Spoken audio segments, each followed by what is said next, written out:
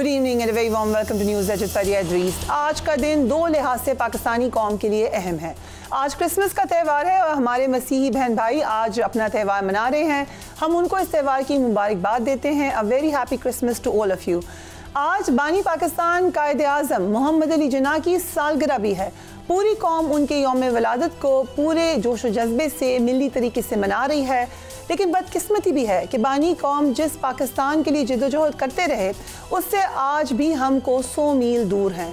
कायदे आज़म मोहम्मद अली जिन्ना का ख्वाब था कि पाकिस्तान मुस्लिम उम्मा का सुर्खिल बने और पाकिस्तानी कौम को तरक्की और खुशहाली नसीब हो। बानी पाकिस्तान की वफ़ात के बाद से आज तक हमारे मुल्क को सियासी क़यादत की लड़ाइयों की वजह से कभी भी स्टेबिलिटी नहीं मिली है। मुश्किलात का सामना करना पड़ता रहा है। आखिरकार इसका नतीजा ये निकला कि मुल्क दो लख्त हो गया। बहुत बड़ा सानिया था, लेकिन आज भी हम देखते हैं कि पाकिस्तान में पॉलिटिकल डिवीज़न है, बड़ी हद तक पॉलिटिकल डिवाइड है। आज हमारे पास अपनी कौम को बचाने के लिए क्या तरीक़ाकार है? एक ही तरीक़ाकार है कि पूरी कौम को यकजा होना पड़ेगा और मिलकर मुल्क की खुशहाली का अज़्म करना पड़ा होगा। अपनी ईगो से निकलना होगा, अपने ज़ाती मामलात से बालातर होना पड़ेगा। लेकिन क्या ऐसा होगा? एक बेहतरी की सूरत नज़र आई है। तहरीक इंसाफ और हुकूमत की बातचीत शुरू हुई है। बातचीत का अगला मरहला 2 जनवरी को होगा, लेकिन इससे कबल तहरीक इंसाफ की जानिब से सिविल नाफरमानी की बार बार बात की जा रही है। इसको बरकरार रखना क्या बातचीत में बड़ी रुकावट भी बन सकता है? PTI के रऊफ हसन साहब ने एक TV प्रोग्राम में क्या कहा है, ज़रा देखिए। तहरीक इंसाफ की जानिब से सिविल नाफरमानी की कॉल बरकरार रखना बातचीत को डीरेल करने का सबब बन सकता है। माजी में भी कई बार दोनों जानिब बातचीत एन आखिरी लम्हात में नाकाम रह चुकी है। कल हमारे प्रोग्राम में हुकूमती मुज़ाकराती कमेटी के मेंबर इजाजुल हक ने एक बात बताई, ज़रा देखिए। मुज़ाकरात के जरिए हमने कोई नतीजा निकालना है क्योंकि इसमें जरूर पेशरफ्त होगी और कुछ ना कुछ मुस्बत नतीजा निकलेगा। देखिए, बहुत सी बातें जो हैं वो 24 तारीख से पहले जो मुज़ाकरात हो रहे थे डायरेक्टली और इनडायरेक्टली उनमें तय हो गई थी, लेकिन बाद में एक यू टर्न ले लिया गया और उसमें फिर थोड़ी सी मुश्किलात का सामना हुआ, यानी कि वो फिर ग्राउंड जीरो से फिर शुरू करना पड़ा। तो कंडीशंस अगर ज्यादा होंगी और इस किस्म की कंडीशंस होंगी जो कि अदालतों से भी बालातर हैं और डिमांड जो है वो रखी जाएंगी, तो फिर मेरा ख्याल है कि थोड़ा बहुत इसमें मुश्किलात का सामना। अमेरिका, बरतानिया और यूरोपीय यूनियन की जानिब से फौजी अदालतों से 25 सिविलियन अफराद को दी गई सजाओं पर सख्त रद्द-ए-अमल आया है। आज वज़ीर-ए-इत्तेहाद अता ने इसके जवाब में फौजी अदालतों में होने वाले ट्रायल को इंसाफ के तकाज़ों के ऐन मुताबिक करार दे दिया है। साथ ही साथ अंसार अब्बासी साहब की भी एक स्टोरी है, वो भी आपको दिखाते हैं। अब्बासी साहब कह रहे हैं फौजी हुकाम ने ताहाल 9 मई के मास्टरमाइंड और मनसूबा साजों के नाम अवाम के सामने पेश नहीं किए हैं। ISPR ने गुज़िश्ता हफ्ते फौजी अदालतों से 25 सजाओं का ऐलान करते हुए कहा था कि इंसाफ तो ठीक मायनों में उस वक्त होगा जब 9 मई के अलमिए किए मनसूबा साजों और मास्टरमाइंड को मुल्की कवानीन और आइन के तहत सजा मिलेगी। ISPR के अखबारी बयान या प्रेस कॉन्फ्रेंस में मास्टरमाइंड या मनसूबा साजों के नाम कभी नहीं लिए गए। वफाक के मुख्तलिफ वजीर और सियासी लीडर 9 मई के मास्टरमाइंड होने का इल्ज़ाम बानी तहरीक इंसाफ पर धरते रहे हैं। निगरान हुकूमत ने इस हवाले से एक 5 रुकनी कमेटी बनाई थी। इस कमेटी की रिपोर्ट में दावा किया गया था कि बानी तहरीक इंसाफ ने फ़आल तरीके से 9 मई की मनसूबा बंदी में हिस्सा लिया था। So there is a lot to talk about. हमारे साथ आज एक बड़े ही अहम गेस्ट मौजूद हैं। बड़े अरसे बाद हमारे प्रोग्राम में तशरीफ़ लाए हैं शेर अफजल मरवत साहब। Thank you so much for being on the programme. सारी बातें तो एक तरफ, पहले आप अपनी कहानी सुनाएं, आपके साथ हुआ क्या है? जो औरों के साथ हुआ है, PTI की क़यादत के साथ, यही 2 साल से कोई अच्छा दिन नहीं देखा।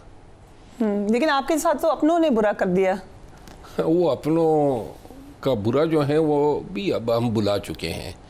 यू मूव्ड ऑन पुरानी। हाँ, बिल्कुल। मतलब ये वक्त ने, हालात ने, ज़िंदगी ने सिखा दिया है कि लोगों की बुराई को जो है उसको नज़रअंदाज करना है।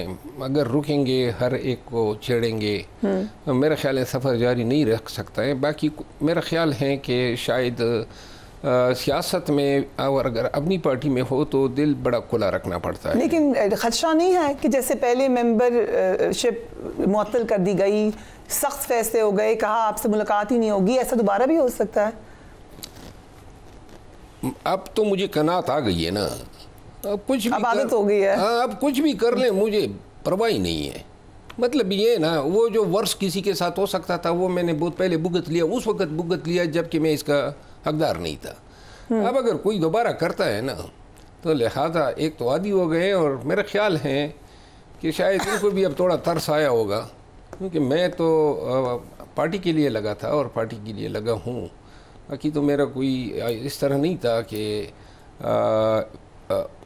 یعنی کہ بیسیکلی بنیادی طور پہ مسئلہ یہ تھا کہ میں جب 9 مئی کے بعد آگے آیا نا، اس وقت عملی طور پہ جو قوت کے اساس بنے ہوئے تھے وہ تھے پرویز خٹک کے پی میں، ادھر ترین صاحب تھے، پھر P M L N people party تھی، الیکشن کمیشن تھا، عدالتیں تھی، ایجنسیاں تھی، پولیس تھی، ان سب کو ہم بھگت رہے تھے، لیکن بولنے والے ایک یا دو تھے ہم پوری پی ٹی آئی کی طرف سے۔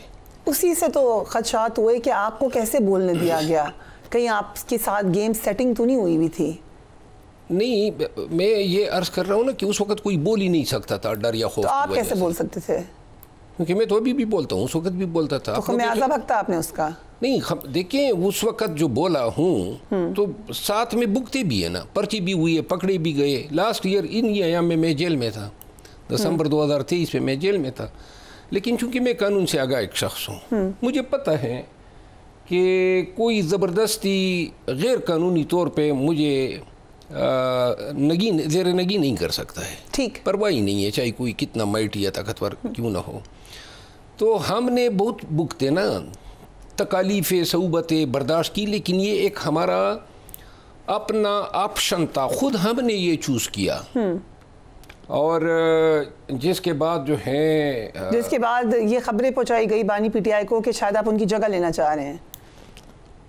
نہیں، اس کے بعد دیکھیں نا 8 فروری تک ہم الیکشن تک آ گئے، الیکشن ہوا، اللہ نے ہمیں بڑی کامیابی دی، 2 تہائی سے زیادہ اکثریت خان کو ملی، جس کے بعد قیادت جب باہر آئی تو اس کے بعد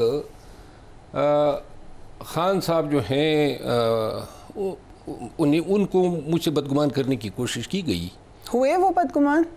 مجھے علم نہیں ہے بدگمان ہوئی ہے، لیکن ملاقات سے تو منع کیا انہوں نے، یا کسی اور نے گیم کی تھی بیچ میں؟ نہیں، میں پھر 3 مہینے میں خان صاحب، یہ تو بہت پرانی باتیں ہو گئی ہے، میں نہیں گیا ان کے پاس۔ آپ آئے آج نا ہمارے پروگرام میں، اس لیے جب میں گیا ان کے پاس تو پھر ہمارے گلے شکوے ہم نے دور کر لیے، دور کیے، میں نے گلہ کیا ان کو نا، کیونکہ میں نے کیا برا کیا تھا۔ مطلب اگر کوئی کسی کے کان بھرتا ہے تو اس کا یہ مطلب ہے کہ اس کی تمام جو خدمات ہیں ان کو نظر انداز کیا جائے، تو میں نے خان صاحب کو گلے کیے، لیکن یہ ہے کہ 11 اپریل کے بعد میں جب ملا، اس 3 مہینے کے بعد، یعنی اگست یا ستمبر تھا، اس کے بعد میں ذرا تھوڑا سا تجربہ ہو گیا سیاست کا، کچھ میں بھی مطلب یہ ہے نا کسی کو بخشتا نہیں تھا پارٹی کے اندر، اگر کوئی تھوڑی سی جاتی کرتا تھا تو میں حساب برابر کرتا۔ اب آپ نہیں بولتے؟ نہیں، اب برداشت کرتے ہیں؟ برداشت نہیں، ایک تو خان کا 2-3 دفعہ گیلے اس نے کیے کہ بھئی میں نے آپ کو کہا ہے، اور یقیناً انہوں نے کہا تھا، لیکن اب میں نے آپ پارٹی کو کچھ مت کہیں؟ انہوں نے کہا جی کہ دیکھیں میں الفن کہتا ہوں، اللہ حاضر و ناظر ہیں، کبھی کسی ایک موقع پر میں نے اپنی پارٹی کی قیادت کے خلاف بیان نہیں دیا جب تک کہ انہوں نے میرے خلاف نہیں دیا ہو۔ انہوں نے دیا تو میں نے جوابی بیانات دیے ہیں، کسی ایک پہ میں نے اگریشن نہیں کیے، لیکن جو خودکش حملہ آپ نے پی ٹی آئی پہ کیا تھا مروت صاحب، وہ تو کبھی سمجھ ہی نہیں آئے، جو آپ نے کہہ دیا کہ سعودی عرب کی گورنمنٹ شامل ہے، اس کے بعد کلیریفیکیشن ہو چکی ہے، لیکن یہ تو آپ سمجھتے ہیں کہ آپ سے غلطی ہو گئی تھی؟ میری اپنی ذاتی رائے تھی، چونکہ میرے اس بیان سے خان صاحب کو تکلیف ہوئی تھی، تو میں نے اپنا بیان واپس لیا اور اس پہ معذرت کی۔ لیکن حیرت کی بات نہیں ہے کہ ایگزیکٹلی وہی بیان پھر بشرا بی بی بھی دیتی ہیں؟ جو کوئی بھی دیں، مطلب یہ ہے کہ میرا کوئی لینا دینا نہیں ہے۔ آپ کا اور بشرا بی بی کی اس پہ کبھی بات چیت نہیں ہوئی؟ نہیں، اس حوالے سے مجھے تو علم نہیں تھا کہ بشرا بی بی یہ بیان دے گی۔ آپ کو نہیں پتا تھا؟ نہیں نا، مجھے ان کے بیان دینے کے بعد علم ہوا۔ حیرانی ہوئی آپ کو کہ تو وہی بات کر رہی ہیں، مجھے تو نکال دیا تھا پارٹی سے، ان کو کیوں نہیں نکالتے؟ نہیں، لیکن میں تو خیر ایک ورکر تھا، ٹھیک ہے نا، اور دوسری بات یہ ہے کہ انہوں نے جو بیان دیا، انہوں نے اپنے آلات کے مطابق دیا، اس بیان کو پھر ہم نے ڈیفینڈ کیا اس تناظر میں کہ وہ بیان جو تھا وہ سعودی حکومت کے خلاف نہیں تھا، کیونکہ ذکر نہیں ہوا تھا۔ لیکن بہرحال آنے والے وقت بھی یہ چھوڑ دیتے ہیں کہ وہ تعین کر لے کہ کون حق پہ تھا، کون حق پہ نہیں تھا۔ صرف اتنا میں ضرور کہوں گا کہ خان کے محمد بن سلمان کے ساتھ ذاتی مراسم رہے ہیں، اور ہمارے یا بش بی بی یا کسی اور کے بولنے سے شاید ان تعلقات کو ٹھیس پہنچتی ہے. تو اس ٹیسٹ کیسے ذاتی مراسم دو ممالک کے کنٹری ٹو کنٹری مراسم ہوتے ہیں, ذاتی کیسے آپ بنا سکتے ہیں مراسم؟ جس طرح شریف فیملی کے ان کے ساتھ ان کو تو کرٹیسائز کرتے تھے اس بات پہ, پی ٹی آئی کرتی تھی. دیکھیے خان صاحب کے ساتھ کچھ لوگوں نے, کچھ سربراہان مملکت نے, وہ ان کے فینس تھے, پسند کرتے تھے, جس طرح ٹرمپ کا آپ نے سنا ہوگا. ان کے ساتھ تو اب نظر بھی آ رہا ہے. تو یہ محمد بن سلمان نے خان کے ساتھ ان کے ہی خان کی گزارش پہ یا ریکویسٹ پہ انہوں نے جو ہے ایک اسلامک کنٹریز کی کانفرنس جو ہیں 2 دفعہ کال کی. پاکستان کے ساتھ اس وقت معاشی طور پہ بھی بڑا انہوں نے سپورٹ کیا, اور خان صاحب خود اقرار کرتے رہتے ہیں کہ محمد بن سلمان نے جو ہیں ان کو کافی حکومت کے کیوں الزام لگا رہے ہیں ان کے اوپر آپ بھی, اور اس سٹیٹمنٹ میں جو چلنے کلیریفیکیشن ہوگی, پھر تو نہیں الزام لگانا چاہیے ان کے. اب یعنی دیکھیں ہم آگے بڑھ جاتے ہیں بجائے اس کی. ٹھیک ہے چلیں, آپ نے کہا history will tell what's happening. اب آ جاتے ہیں ڈونلڈ ٹرمپ کے اوپر آ جاتے ہیں, جو ان کے مشیر کی مسلسل ٹویٹس آ رہی ہیں, یہاں پہ بھی ذاتی مراسم کا ہی تعلق ہے یا کوئی لابی ہے؟ یعنی یہ رچرڈ گرینیل کی ٹویٹس آپ نے دیکھی ہوں گی. ہاں دیکھیے. سو کیا لگا آپ کو وہ ٹویٹس دیکھ کر؟ تو رچرڈ گرینیل کی ذاتی رائے ہیں, ذاتی رائے ہے, اس میں ٹرمپ ایڈمنسٹریشن کا کوئی تعلق نہیں. وہ ممبر ہیں اب ٹرمپ ایڈمنسٹریشن کے اپوائنٹڈ. میں یہ نہیں کہتا ہوں کہ ان کی کوئی کنسلٹیشن نہیں ہوگی. دیکھیں وہ اب اگر بولتا ہے کسی پالیسی ایشو پہ, تو یہ تو نہیں ہم تصور کر سکتے ہیں کہ ٹرمپ کی مرضی کے منافی وہ بیان دے رہا ہے.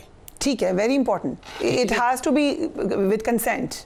میرا خیال ہے کیونکہ اگر ہم پی ٹی آئی کی طرف سے کوئی بھی ہمارا ترجمان اگر کسی ایشو پہ بیان دے گا تو لازماً عکاسی کرے گا فاؤنڈر کی یا پارٹی کی پالیسی کی. ٹھیک ہے, سو ہم کہہ سکتے ہیں کہ رچرڈ گرینیل کی ٹویٹ سے ٹرمپ ایڈمنسٹریشن کا موڈ نظر آ رہا ہے. سو آپ کے خیال سے امریکہ کوئی ایک طریقہ کار کرے گا یا کہے گا کہ بانی پی ٹی آئی کو رہا کیا جائے ونس ہی ٹیکس اوتھ؟ نہیں, وہ کہے یا نہ کہے ہمیں اس کی کوئی پرواہ نہیں ہے.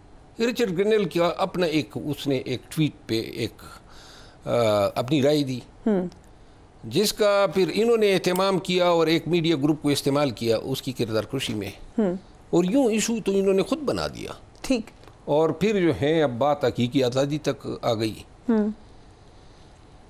چاہیے تو شہباز شریف کی حکومت کو کہ پاکستان کی سالمیت اور جو خود مختاری ہیں اس پہ 2 ٹوک الفاظ میں موقف دے دیں.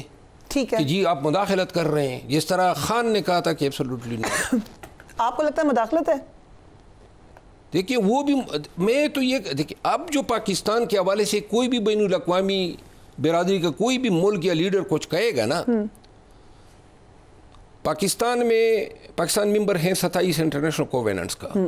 جو موسٹ امپارٹنٹ ہیں وہ ہے international covenant on political and civil rights. Right.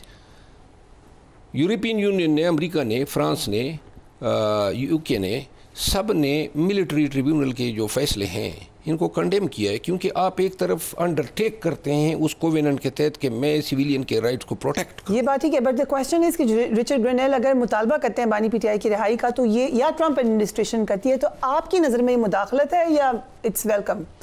نہیں, میں تو ذاتی طور پہ تو ہم ایاک نعبد و ایاک نستعین کی گردان پڑھتے ہیں. تو مداخلت کو پسند نہیں کرتے آپ؟ ہم تو صرف اتنا کہیں گے کہ اگر پاکستان میں جمہوریت کی بالادستی, اور یہ تمام ممبر ممالک کا اب ایک دوسرے پہ ایک حق بنتا ہے, جمہوریت کی بالادستی, قانون کی حکمرانی, عدلیہ کی آزادی, ان ایشو پہ کوئی بھی پاکستان کے حوالے سے بیان دیتا ہے اس کو ویلکم کیا جاتا ہے. تو اب مداخلت نہیں ہے؟ نہیں, ان ایشوز پہ. ٹھیک ہے, کیونکہ ہم نے بھی امریکن پالیسیز پہ, ہماری گورنمنٹ نے بھی بعض اوقات یہ کی ہیں. میں یہ کہنا چاہتا ہوں کہ ہمیں نہ ٹرمپ سے نہ ان کی انتظامیہ سے ہماری یہ توقعات ہیں کہ وہ ہمیں رعا کرائیں. ٹھیک ہے, 2 ٹوک الفاظ میں کہنا چاہتا ہوں. ہم یہ چینج ضرور دیکھ رہے ہیں کہ جو بائیڈن انتظامیہ کے تعاون سے یہاں پہ جو ظلم بربریت کا جو بازار گرم تھا وہ رک جائے گا. ٹھیک ہے, سو آپ کو ہوپ فل تو ہے پی ٹی آئی, ہم کہہ سکتے ہیں پر امید ہے اب نئی ایڈمنسٹریشن سے؟ نہیں, آپ دیکھیں آپ کہ پہلے والا ماضی نہیں ہوگا, اس بات ظلم رک جائے گا. اوکے, باقی رہائی یا امید پی ٹی آئی کی، خان کی، ہم سب کی صرف پاکستانی عوام سے ہے اور اللہ کی ذات سے. ٹھیک ہے، ویری گڈ. بٹ مذاکرات سے بھی کوئی امید ہے آپ کو؟ ہاں بالکل ہے. کیا ہو سکتا ہے؟ بہت زیادہ امیدیں ہیں میری تو ذاتی، کیونکہ میں تو بیسیکلی میں نے تو یہ مذاکرات کا آئیڈیا جو ہے اسمبلی میں پروپوز کیا. بالکل، آپ کی اسپیچ کو بڑا سراہا، پی ایم ایل این نے بھی سراہا. مذاکرات جو ہیں، کیوں یہ بات کی میں نے؟ کیونکہ میں جب بہت چھوٹا بچہ تھا نا، اس زمانے سے پاکستان کا نام سنتے تھے تو زندہ باد کا نعرہ ہمارے منہ سے نکلتا تھا. ٹھیک ہے. اور آج تک وہی کیفیت ہے. سیاست ہم کرتے ہیں، تنقید بھی کی ہیں، داروں پر بھی کی ہیں، عدالتوں پہ کی ہیں، ہر چیز پہ کی ہیں. اب میں محسوس کرتا ہوں کہ پاکستان میں غیر یقینی صورتحال، سیاسی منتقم مزاجی، عدم رواداری، عدم برداشت، نفرت اور انتقام اتنا ہمارے معاشرے میں سرایت کر گیا ہے کہ اس کا رخ جو ہے اب لمیٹڈ نہیں ہے. اب میں محسوس کر رہا ہوں کہ ہم شاید ریاستی ستونوں سے نفرت جو ہیں وہ ان کی طرف گامزن ہیں. ہم اگر پاکستان کی سالمیت کا خیال کرنا ہے، ہماری کامیابیاں بہت کم ہیں، نہ ہونے کے برابر ہیں. عدلیہ جو ہے زیر نگین ہو گئی، مینڈیٹ چوری ہو گیا، عدم برداشت ہیں، انسانی حقوق پامال ہو رہے ہیں. کوئی ایک حرکت، کوئی ایک کامیابی ایسی نہیں ہے جس پہ کوئی کہہ سکتا ہے کہ ہم اس پہ فخر کرتے ہیں.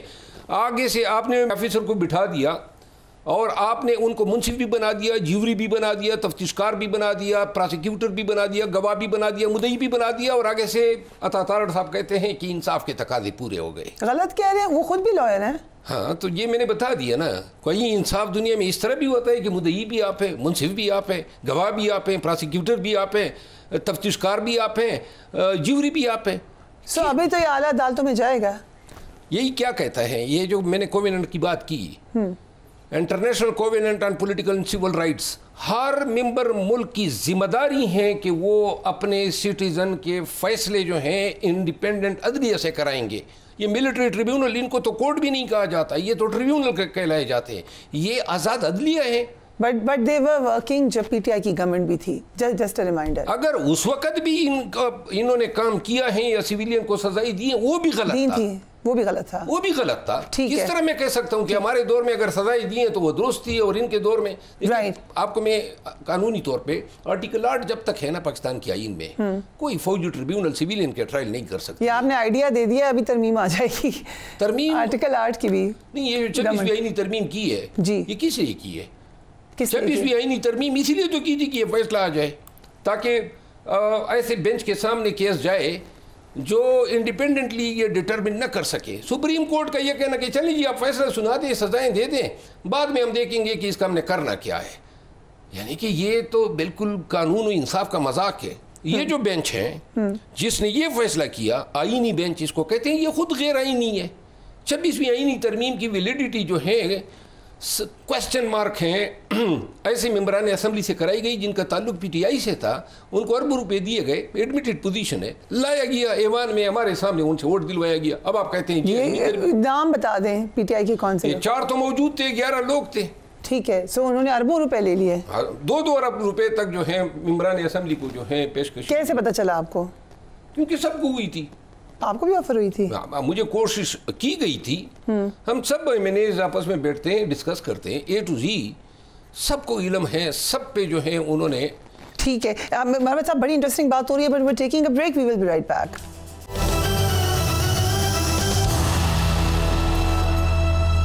And welcome back. مذاکرات کی بات ہو رہی ہے. محمد صاحب کہہ رہے ہیں کہ انہوں نے ہی آئیڈیا دیا تھا.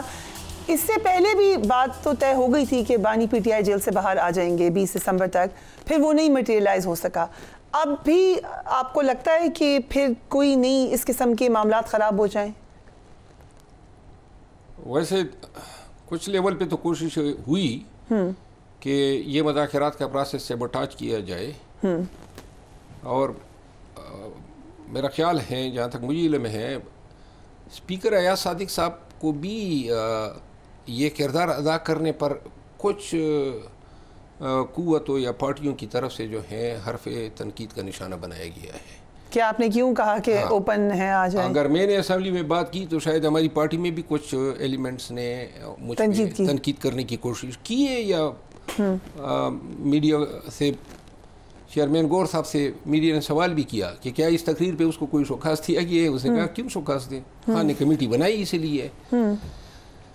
کہنے کا مطلب یہ ہے کہ ہماری اب اگر خان کی رہائی کے لیے کوئی بھی ایک بات ہم کر سکتے ہیں وہ یہ ہے کہ خان کی رہائی، پولیٹیکل پرزنر کی رہائی، جو میرا خیال ہے کہ ایک امیڈیٹ ریلیف ہمیں اگر مل سکتی ہے. کل اعجاز الحق صاحب ہمارے پروگرام میں تھے، انہوں نے کہا یہ نہیں ہو سکتا. نہیں، اعجاز الحق صاحب جو ہیں مذاکراتی ٹیم کا حصہ ہیں، لیکن مذاکراتی ٹیم میں تو انہوں نے چونکہ پی ٹی آئی نے 8 لوگ ڈال دیے تو وہاں سے بھی 8 پورے کرنے ہوئے.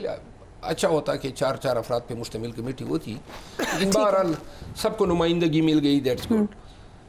لیکن یہ نہ ہونا کہ ٹو مینی کوکس اسپوائل دی براth، سب باتیں کرتے رہیں اور کوئی معاملہ نہ نکلے. اس وقت بھی اسپوائلرز موجود ہیں، آپ خود کہہ رہے ہیں. دیکھیے پی ٹی آئی میں بات وہی ہوگی جو سب آلریڈی ایک مائنڈ بنا چکا. سو مین مطالبہ کیا ہوگا، خان کی رہائی یا جوڈیشل کمیشن؟ جہاں تک میرا اندازہ ہے وہ یہ ہے کہ پی ٹی آئی کا پہلا مطالبہ ہوگا سیاسی قیدیوں کی آزادی، انکلوڈنگ بانی پی ٹی آئی. تو وہ بھی پولیٹیکل پرزنر ہیں، پہلا مطالبہ، اور یہ پہلا فیز ہوگا. شاید اگر اس فیز کے منطقی انجام تک پہنچا دیا جاتا ہے، دوسرا فیز ہوگا، وہ ہوگا بقایا جو معاملات ہیں، مینڈیٹ کی ریکوری ہے، عدلیہ کی آزادی ہے، 26ویں آئینی ترمیم ہے، یا جو دیگر کانسٹیٹیوشن اور پولیٹیکل ایشوز ہیں، وہ تب فیصلہ ہوں گے جب تمام پولیٹیکل پارٹیز ایک ٹیوارز پہ اتفاق کر لیں اور دوسرے مرحلے میں جا کے اسٹیبلشمنٹ کے سامنے رکھ دیں کہ جی یہ سیاسی قوت ہے، یہ چاہتی ہے کہ پاکستان کو ہم اس طرح چلائیں. بٹ ایز اے سیاسی ورکر اگر آپ دیکھیں حکومت کے پوائنٹ آف ویو سے، جو رانا صاحب کئی دفعہ کہہ بھی چکے ہیں، کیوں چاہے گی حکومت کے خان صاحب باہر آ جائیں؟ کیوں چاہے گی حکومت کہ ہم نے جو ترامیم کی ہم ان کو واپس رول بیک کر لیں؟ Y would they do that? کیا دے گی پی ٹی آئی ان کو بدلے میں؟ پی ٹی آئی کچھ نہیں دے گی. یہ ترامیم، یہ سب جو ہیں، یہ پاکستان کی ریاست سے جڑے ہوئے ہیں، کسی ایک شخص یا فرد سے نہیں جڑے ہیں. خان اگر اندر ہیں اور 500 ایام سے زیادہ ہو گئے تو جو نتائج اور جو کچھ حاصل کرنا تھا وہ تو حاصل ہو گیا نا. 26ویں آئینی ترمیم بھی ہو گئی، مینڈیٹ بھی اڑا لے گئے، ضمنی الیکشن بھی جو ہے ہتھیا لیے. اس کے بعد تو اب چھوڑ دیں، آپ یہ کہہ رہے ہیں؟ نہیں، جو انہوں نے اچیو کرنا تھا وہ کر لیا. کچھ اور تو رہ تو نہیں گیا نا، کالی رہ گئی ہماری. اب اس کی قیمت انہوں نے کیا دی ہے وہ بھی ذرا آپ دیکھیں. میاں نواز شریف اور آصف علی زرداری صاحب، ان کی سیاست کہاں پہ تھی اور کہاں پہ آئی، یہ بھی تو دیکھیں. یہ بھی دیکھیں کہ پاکستان کی اس حکومت کو دنیا کی کون سی حکومت قانونی طور پہ یا اخلاقی طور پہ لیجیٹمیٹ گردان رہی ہے. یہ بھی دیکھیں کہ عدلیہ کا ہم نے کیا اثر کر دیا. آپ نے خود ہی بتا دیا، بدلے میں حکومت یہ چاہے گی کہ آپ لیجیٹمائز کر دیں اس گورنمنٹ کو، مان لیں، اپنے مینڈیٹ کی بات نہ کریں، 5 سال پورے کرنے دیں. آپ لوگ تیار ہوں؟ نہیں ہو سکتے ہیں کہ وہ ہمیں یہ کہیں مینڈیٹ سے واپسی جو ہے دستبرداری ممکن نہیں ہے. ہاں، البتہ مینڈیٹ کس طرح ایک آزاد عدلیہ جو ہے اس پہ منصف بن جائے، اس پہ ٹیوار شاید ڈسکس کرنے ہو. اوکے، ویری امپورٹنٹ جو رؤف حسن صاحب نے اسٹیٹمنٹ دی ہے کہ سول نافرمانی کی کال ان ایکشن ہے، ایکٹیویٹڈ ہو چکی ہے ریمیٹنسز کے حوالے سے. آپ کے خیال سے یہ سبوٹاج نہیں کرے گا آپ کے مذاکرات کو؟ میرا خیال ہے رؤف حسن صاحب کے بیان کا احترام ہے، لیکن میں یہ سمجھتا ہوں کہ فی الوقت جو ہیں جس طرح خان کا بیان آیا تو خان تو علم میں ہے کہ اس نے یہ کال بھی دی ہے، ادھر مذاکرات بھی ہو رہے ہیں. تو لہٰذا جب تک مذاکرات کے ابتدائی 2-3 سیشن نہیں ہو جاتے ہیں تب تک جو ہیں یہ ریمیٹنسز کے لیے جو کال ہے وہ مؤخر تصور ہوگی. آپ ہی کہہ رہے ہیں؟ دیکھیں، انہوں نے کہا کل سے ایکٹیویٹڈ ہے. ٹھیک ہے، لیکن ان کی رائے ہے. میں یہ سمجھتا ہوں کہ اگر پارٹی نے یہ فیصلہ کرنا تھا تو پھر تو پہلے ہمیں پتہ چلتا، ٹھیک ہے، پارٹی عوام کو بتاتی، اوورسیز پاکستانیز کو اپیل کرتی کہ سٹاپ کر دے ریمیٹنسز. ابھی تک تو آپ نے ہمارے پلیٹ فارم پہ ایسی کوئی اپیل نہیں دیکھی. سو ابھی کال نہیں ہے جب تک ابھی کال مذاکرات نہیں ہے جب تک جو ہے ان مذاکرات کے 2-3 سیشن نہیں ہو جاتے. لیکن 2-3 سیشن جلدی بھی تو ہو سکتے تھے, اتنی لمبی لمبی ڈیٹس آ رہی ہیں. یہ جو لمبی ڈیٹ ہے اس پہ میں نے اپنی حیرت کا اظہار کیے ہیں. ضرورت نہیں تھی 2 تاریخ تک لے جانے کی, لیکن چلیں اگر کسی وجہ سے 2 تاریخ تک چلی گئی ہے تو آئندہ اگر یہ 3, 4, 5 روزمرہ بنیادوں پہ ہو. دیکھیں ایک چیز جو رانا صاحب نے بات کی نا, پاکستان کو ضرورت ہے, نون کیوں چاہے یا نہ چاہیں, پاکستان کو ضرورت ہے کہ ملک کو غیر یقینی صورتحال سے نکالے. آپ کا ریئل اسٹیٹ جو بزنس ہیں وہ بالکل جیم ہے, آپ کا کنسٹرکشن انڈسٹری رکی ہوئی ہے, آپ کی جو ریمیٹنسز جو ہم ڈیویڈنڈز لاتے تھے ٹیکسٹائل انڈسٹری میں وہ سالانہ تقریباً $6 بلین ہم لاس میں جا رہے ہیں. $7 بلین آپ کے آتے تھے سینٹرل ایشین اور افغانستان کے ساتھ جو ٹریڈ تھا وہ بند ہیں. سو آپ کہتے ہیں پاکستان کی ضرورت ہے. ایک منٹ میں اور بھی آپ کو عرض کروں نا, آپ کی عدلیہ کا تمسخر اڑایا جا رہا ہے, اور ہم نے مجھے تو یہ ڈیوٹی دی گئی کہ آپ وہاں چائنا چوک پہ کھڑے ہو کے لوگوں کو جو ہے روکیں کہ وہ ڈی چوک کی طرف نہ جائے. یہ قیادت کا فیصلہ تھا. یہ کس نے دی آپ کو ڈیوٹی؟ یہ علی امین خان اور عمر ایوب اور میں تینوں اکٹھے. تو پھر لوگ کیسے گئے ڈی چوک؟ تو میں گیا وہاں پہ, میں نے وہاں پہ تقریر کی, روکا اور اپنے تئیں کوشش کی, لیکن کچھ لوگ میرے آنے سے پہلے جا چکے تھے. سو اگر آپ کنٹرول کر رہے ہوتے اس تمام معاملات, کیا آپ کسی کو جانے تھے ڈی چوک یا آپ سنجانی جاتے؟ نہیں, میں تو یہ سمجھتا ہوں اگر میرے بس میں ہوتا یا میری چوائس ہوتی تو ہم تو ادھر ہی ٹھہرے رہے. یہاں آتے ہی نہیں. لیکن یہاں پہ آپ کی کوئی ریسپانسبلٹی نہیں تھی, لیڈرز کی کوئی ریسپانسبلٹی نہیں تھی. نہیں, اگر ہماری ریسپانسبلٹی تھی اور ہم نے کوئی پہلو طے کی جو شاید کی بھی ہوگی. سر لوگ مر گئے. ایک منٹ, لوگ مر گئے تو اگر خود آپ نکل گئے, ویڈیو فوٹیج آئی کہ بی بی بھی جا رہی ہیں, علی امین گنڈاپور صاحب بھی جا رہے ہیں, لیکن لوگ وہاں پہ گولی کھائی. نہیں تو ورکر کی تو ویڈیو نہیں بنتی ہے نا, بی بی کی بنتی ہیں, علی امین خان کی بنتی ہیں. But my question was only about leadership. آپ مطمئن ہیں پھر لیڈرشپ سے؟ لیڈرشپ کیا کریں, 2 سال سے یہ لیڈرشپ مار کھا رہی ہے. تو مطمئن ہے کاروبار بند ہیں ان کے, گھر گرائے گئے, بچے اغوا کیے گئے, مار پڑ رہی ہے, 2 ٹکے کا ان کو نہ فنڈ مل رہا ہے. ہر روزانہ ہم جو پھرتے ہیں بیگ ہاتھوں میں لے کر پھرتے ہیں کہ آج جانا ہوا جیل جانا, کل جانا ہوا. یہ کوئی زندگی تو نہیں چھوڑی ہماری. رائٹ. سوشل میڈیا کا بتا دیں, پی ٹی آئی کے سوشل میڈیا یا سوشل میڈیا پہ آپ اتنی تنقید کیوں ہوتی ہے؟ مجھ پہ آپ پر بہت ہوتی ہے. ہاں ہوتی ہے, مہربان ہے, لیکن یہ پی ٹی آئی کی اب سوشل میڈیا ٹیم نہیں ہے. میں آپ کو تھوڑا سا وضاحت کر دوں, اور اس سے پی ٹی آئی والنٹیئرز ہیں اور P T I official team ہے جو خان کا پی ٹی آئی کا بیانیہ لے کے اپنا کام کر رہے ہیں. کچھ لوگ ایسے ہیں, کسی کو 50,000 مل گئے فالوور, کسی کو 1,00,000 مل گئے. انہوں نے اپنے ساتھ ایک نیکسس بنا لیا ہے. مثال کے طور پہ عادل راجہ ہے, ایک اور ہے کینیڈا میں ایک بگوڑا, ادھر میدی ہے, کچھ جرنلسٹ بھی ہیں. ہاں جرنلسٹ بھی ہیں, اور کچھ سیاسی لوگ ہیں. اب یہاں پر پاکستان میں بھی ہیں. انہوں نے کیا کیا, ایک گینگ اپ ہوئے ہیں اور یہ ایک دوسرے کو جناب سپورٹ کر رہے ہیں. آپ دیکھیں گے کہ یہ ایک کا ٹارگٹ اگر میں ہوں تو دوسرے کا بھی میں ہوں گا, تیسرے کا بھی ہوں گا, چوتھے کا بھی ہوں گا. ٹھیک ہے. اور اگر میرے بعد کسی اور کو انہوں نے چن لیا تو پھر وہی ٹارگٹ ہوگا. اور انہوں نے کیا کیا ہے, ان لوگوں نے سب سے زیادہ ڈیمیج جو ہیں پی ٹی آئی کو, خان کے کاس کو, اور ہمیں انہوں نے دیا ہے. یہ علل اعلان میڈیا ٹویٹر پہ یا اور سوشل میڈیا پہ جو ہیں گالم گلوچ کرتے ہیں, اور جھنڈا پی ٹی آئی کا لگایا ہوتا ہے. پی ٹی آئی کو اپنے آپ کو ان سے الگ کرنا چاہیے. گالم گلوچ کرتے ہیں, اور گالم گلوچ ہمیں بھی دیتے ہیں, اور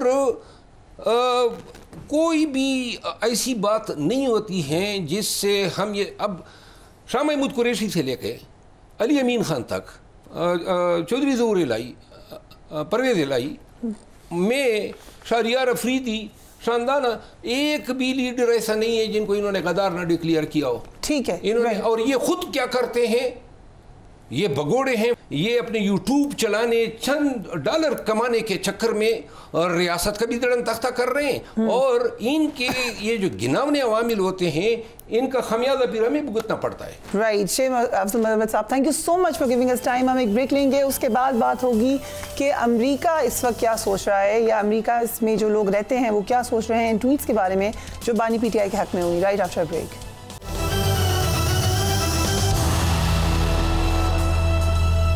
ویلکم بیک. रिचर्ड ग्रेनेल नौ मुंतखब अमरीकी सदर डोनाल्ड ट्रंप के मुशीर हैं। मुशीर बनने से कबल शायद उनको ज़्यादा लोग नहीं जानते थे, लेकिन मुशीर बनने के बाद उनकी ट्वीट्स की वजह से पाकिस्तान में कम से कम उनकी मकबूलियत आसमान को छू रही है। रिचर्ड ग्रेनेल के शुरू के ट्वीट्स के बाद उनकी अकाउंट को जाली करार देने की कोशिश की गई, लेकिन अब उन्होंने एक अमरीकी टीवी प्रोग्राम में शरीक होकर ये भी वाज़े कर दिया है कि बानी तहरीक इंसाफ की रहाई के लिए सिलसिलावार जो ट्वीट्स हो रही हैं वो उनके ऑफिशियल अकाउंट से ही किए जा रहे हैं।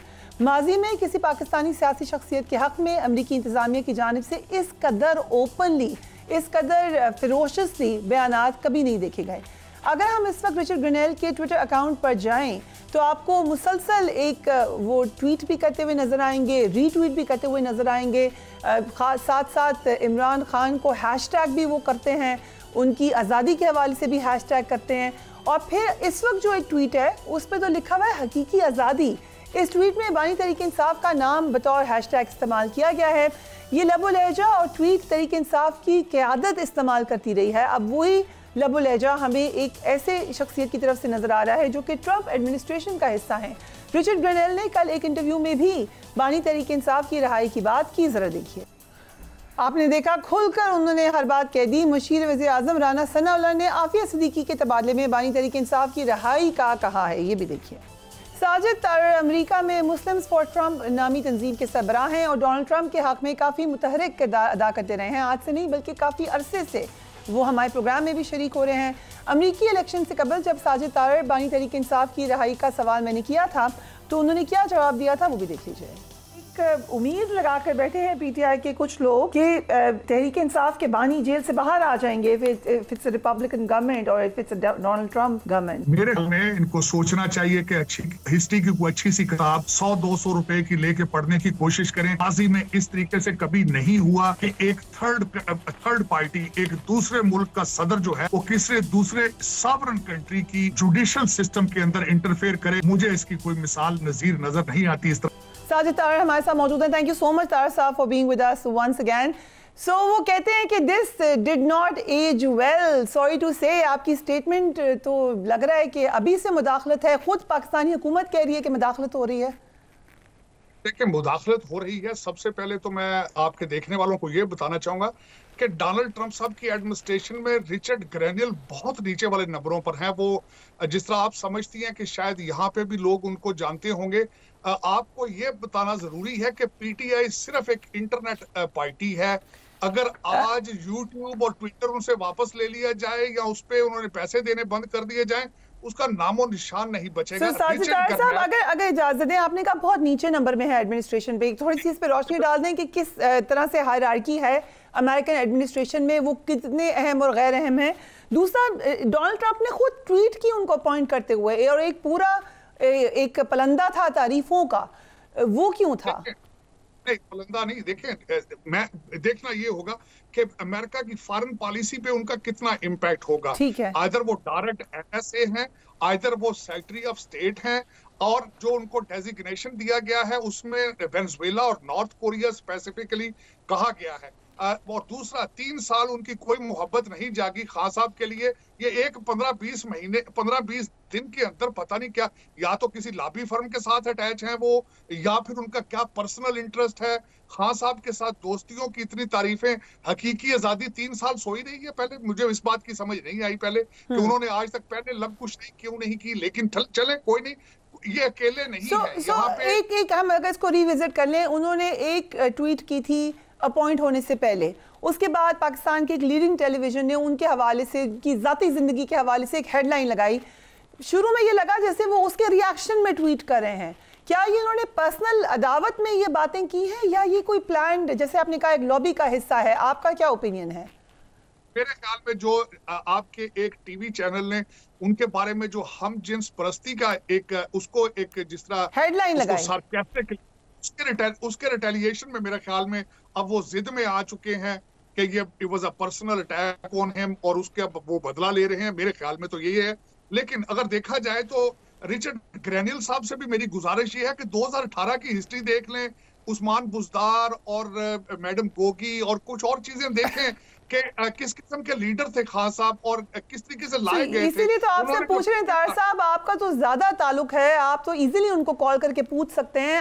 آپ نے کسی سے پوچھا ان کے آس پاس لوگوں سے کہ ان کا اکاؤنٹ اس وقت ایک پی ٹی آئی کے سپورٹر کا اکاؤنٹ کیوں لگ رہا ہے؟ دیکھیں میرے خیال میں یہ ان کا ایک ذاتی ایشو ہے, ابھی تک وہ ایڈمنسٹریشن میں نہیں آئے, یہ پرسنل لیول پر وہ ٹویٹ کر رہے ہیں. ٹویٹ کسی کے لیے کرنا ایک پرسنل سی ایک چیز ہوتی ہے, لیکن اس وقت But he is still an appointed member of administration. Donald Trump اس پہ ایکشن لے سکتے ہیں. اور اس میں ایک جگہ میں نے سنا کہ کسی نے کہا کہ فٹ پرنٹ ڈونلڈ ٹرمپ کی ٹویٹنگ کا ہے, وہ بھی ایسی ٹویٹ کرتے ہیں بار بار. سو یہ بھی ہو سکتا ہے وہ ان کی مرضی سے کر رہے ہو؟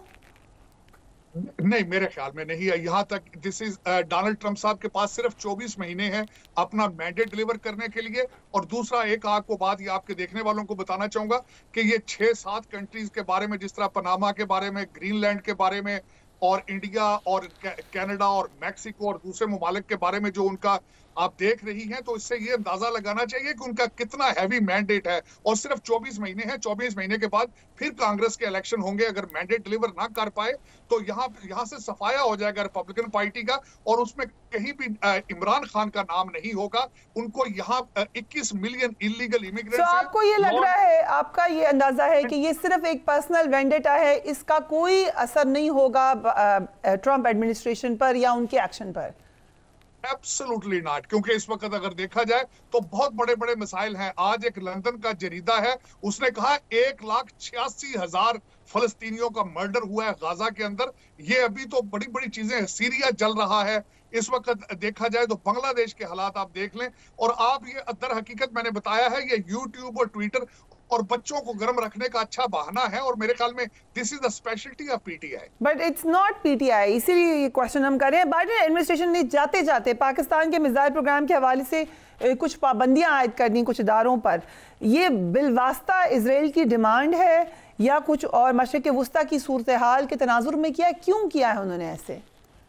میرے خیال میں جو میرا اندازہ ہے, ایک تو اس میں چائنا کو, کیونکہ اس میزائل کے اندر بیلاروس اور چائنا کی ٹیکنالوجی ہے, اور دوسرا جو اس وسط ایشیا کے اندر اس وقت جو سیریا میں ہے, گریٹر اسرائیل کا جو ایک خواب سامنے آ رہا ہے.